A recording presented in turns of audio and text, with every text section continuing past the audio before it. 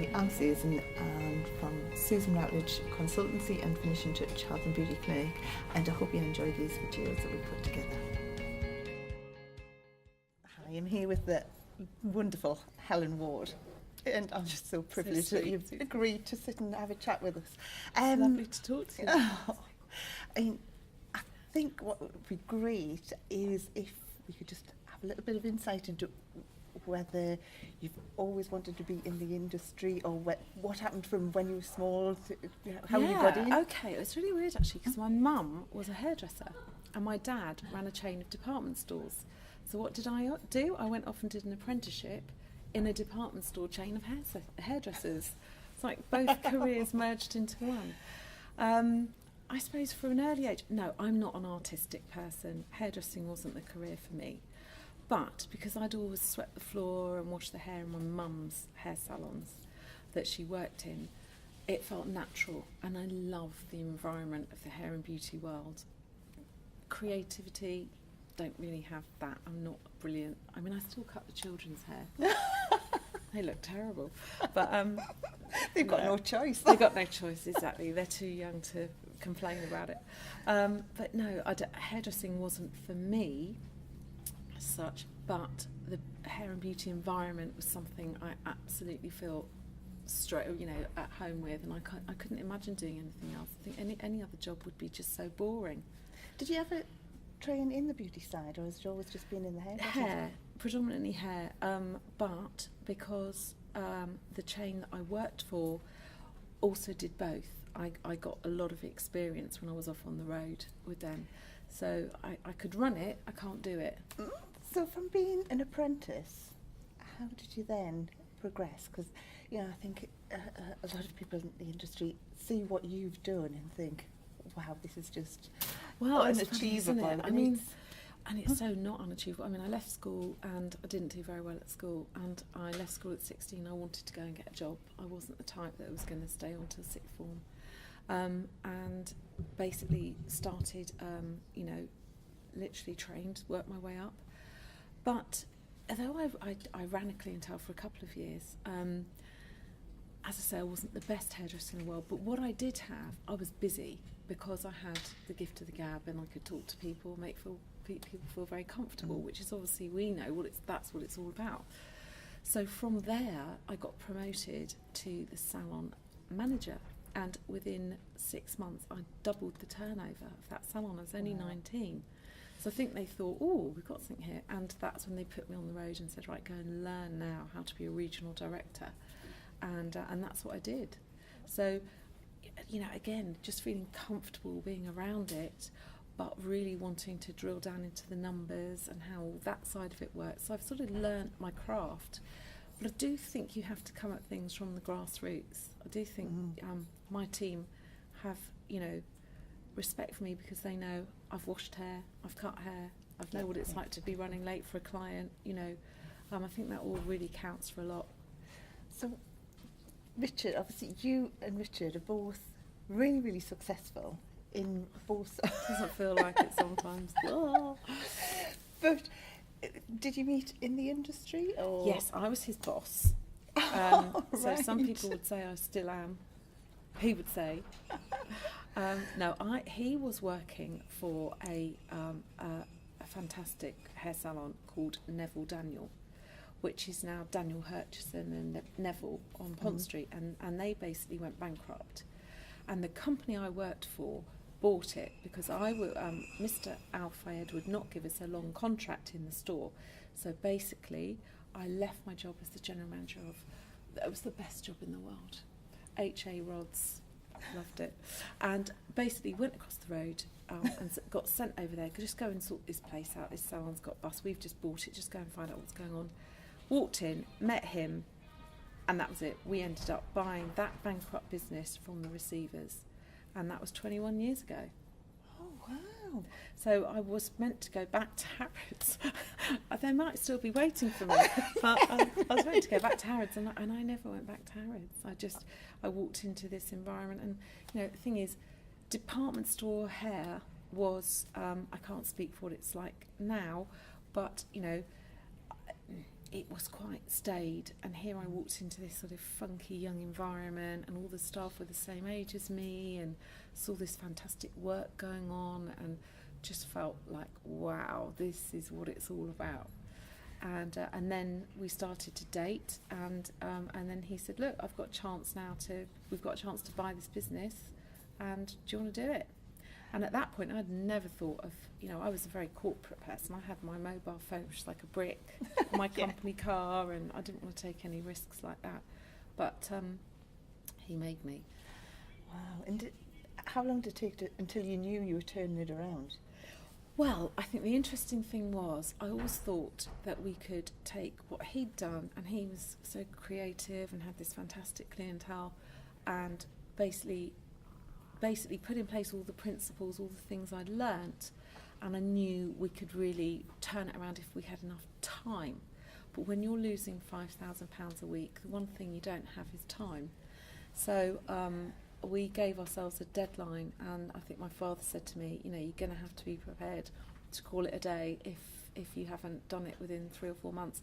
So I made all the changes immediately, but it's just the time it takes to see those come to light, and to filter through and actually start to really affect real change. So by about 6 months we were starting not to lose money. So we moved to Sloane Street in 1997 when our lease ran out there, and then we moved to Duke of York Square where we are now in 2005, and each time we just got bigger and bigger. Because I've been there, and that is just, I walked in, it's just amazing. Thank you.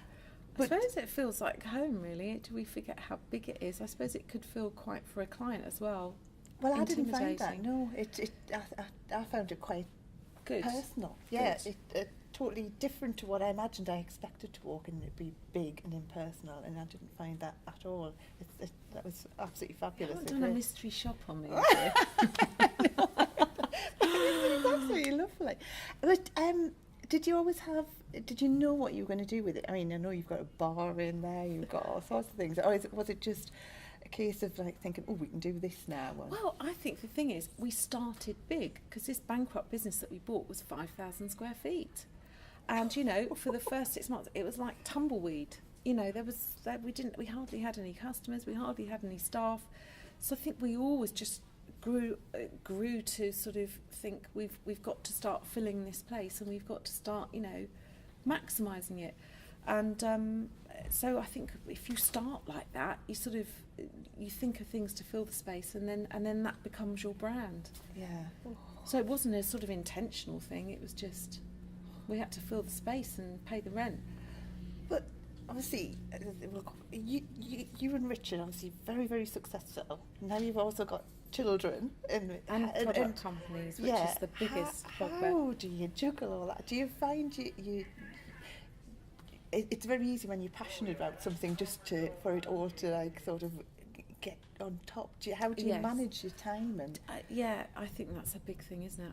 I think all of us females, how do we do it? I don't know how we do it. I don't think I know how I do it. I think you cannot be across everything, and you have to be really good at delegation, because you can't micromanage. I'm MD of 4 companies. You can't micromanage. I've got a great team, and I've learnt to, instead of trying to play all the instruments myself, that I've got to conduct the orchestra. Yeah. And that includes home and husband and life and friends and family and everything else. And just busy. I think I thrive off being busy. So when you go on holiday, can you switch off? Or? Oh God, yeah. I'm very good at switching off. Honestly, if it's my day off, I will not look at my emails. I'm very good like that. I will absolutely refuse to do it, because for me the whole point of a day off is to have a day off. Yeah. And if the mums from school ring me on a work day, I won't answer it. If work ring me on a mum from school day, I won't answer it either. So I'm very good at compartmentalising, and I'm quite strict about that. And my time is my time, and that's that. I will not give anyone my mobile number, because they might ring me when it doesn't suit. Yeah, that's a good tip. But then as well, with all the interviews, everyone we've spoken to give back to the industry as well, and you Yes. do that in I bucket ca- I loads think too, don't it's- you? I think it's really important to give back to the industry, and I think that part of why I wrote my books that I wrote was to was to share that information. And I thought, if it stops one salon going bust, I mean, 1,300 salons a year go bust in our sector. That's a staggering amount.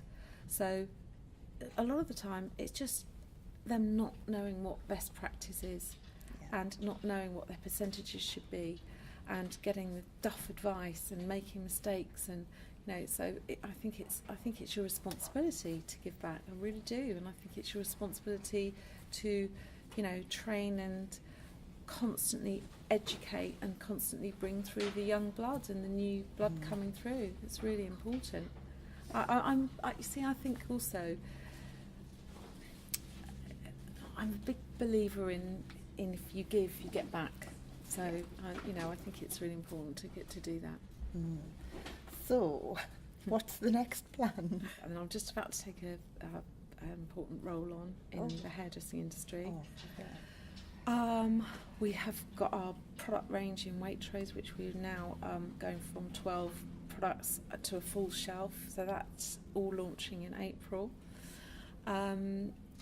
Richard continues to do what he's doing. He's on the Alan Titchmarsh show now, so he has his regular slot on there. And our brush company is growing, our Hair Angel brand. Your dog brush. Our dog brush now. Love that. So, hello, whatever the customer wants, we're going to try and give it to them. I think you've got to be so receptive, haven't you? And, your ears have got to be constantly pricking up to make sure that you're on top of the growing changes that our industry faces.